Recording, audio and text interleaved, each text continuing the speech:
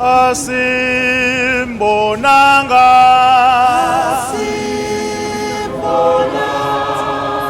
uMandela thina laphe khona laphe hleli khona asimbonanga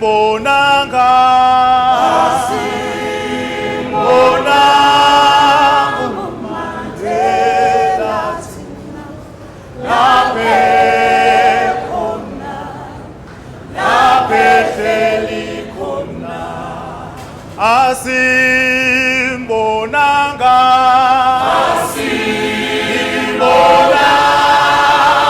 uMandela thina laphe khona laphe hleli khona kithi hey wena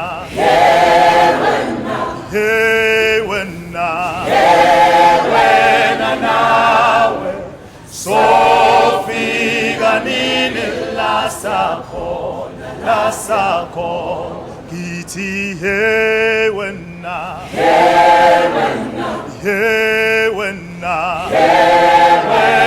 nawe sofika nini la sakhona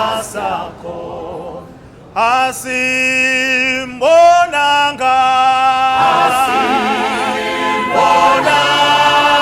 uMandela thina laphe khona laphe hleli khona asimbonanga uMandela thina laphe khona laphe hleli khona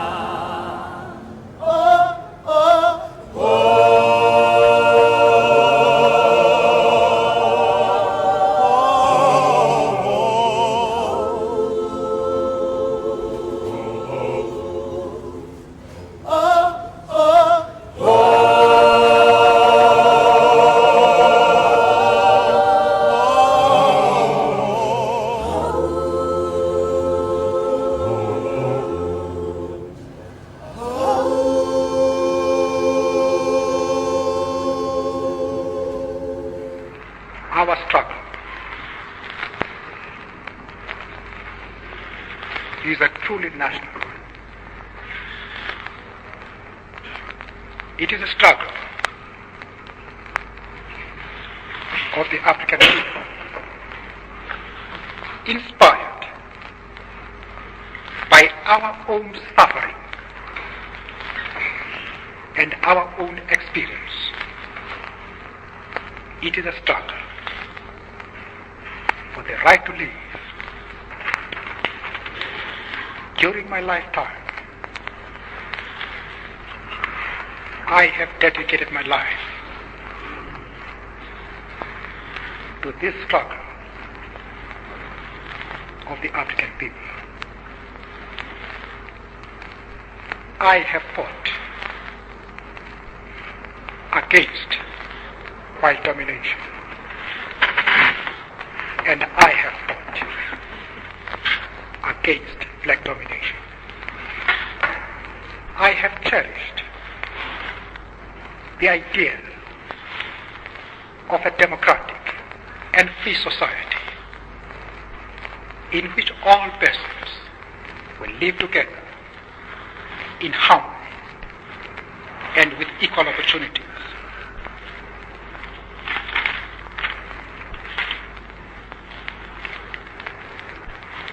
It is an idea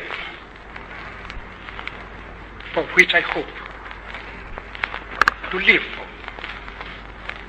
and to see realized. But my Lord, if it needs be, it is an ideal for which I am prepared to die. Nelson Mandela, Nelson Mandela, Nelson Mandela, aunayo twana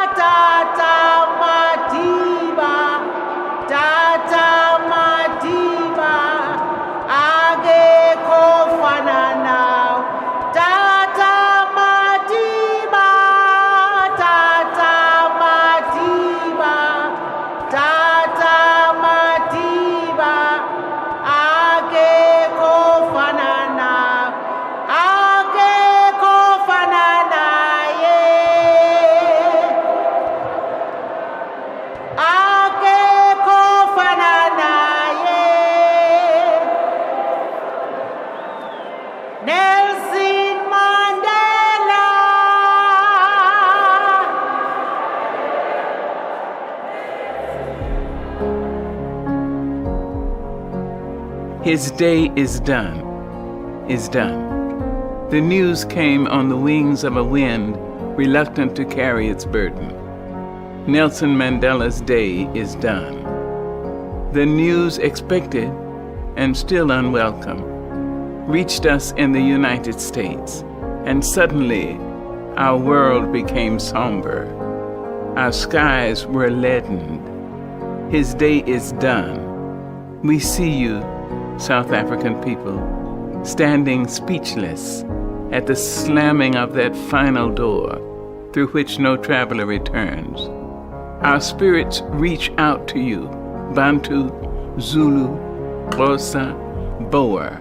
We think of you and your son of Africa, your father, your one more wonder of the world. We send our souls to you as you reflect upon your David, armed with a mere stone, facing down the mighty Goliath. Your man of strength, Gideon, emerging triumphant, although born into the brutal embrace of apartheid, scarred by the savage atmosphere of racism, unjustly imprisoned in the bloody maws of South African dungeons. Would the man survive? Could the man survive?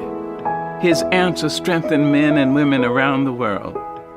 In the Alamo in San Antonio, Texas, on the Golden Gate Bridge in San Francisco, in Chicago's Loop, in New Orleans' Mardi Gras, in New York City's Times Square. We watched as the hope of Africa sprang through the prison's doors, his stupendous heart intact, his gargantuan will hale and hearty. He had not been crippled by brutes, nor was his passion for the rights of human beings diminished by 27 years of imprisonment. Even here in America, we felt the cool, refreshing breeze of freedom when Nelson Mandela took the seat of presidency in his country, where formerly he was not even allowed to vote. We were enlarged by tears of pride as we saw Nelson Mandela's former prison guards invited courteously by him to watch from the front rows his inauguration. We saw him accept the World's Award in Norway with the grace and gratitude of the Solon in ancient Roman courts and the confidence of African chiefs from ancient royal stools. No sun outlasts its sunset, but will rise again and bring the dawn. Yes, Mandela's day is done, yet we, his inheritors, will open the gates wider for reconciliation, and we will respond generously to the cries of blacks and whites, Asian, Hispanics, the poor who live piteously on the floor of our planet. He has offered us understanding. We will not withhold forgiveness, even from those who do not ask. Nelson Mandela's day is done. We confess it in tearful voices, yet we lift our own to say thank you. Thank you, our Gideon. Thank you, our David, our great courageous man. We will not forget you. We will not dishonor you. We will remember and be glad that you lived among us, that you taught us, and that you loved us all.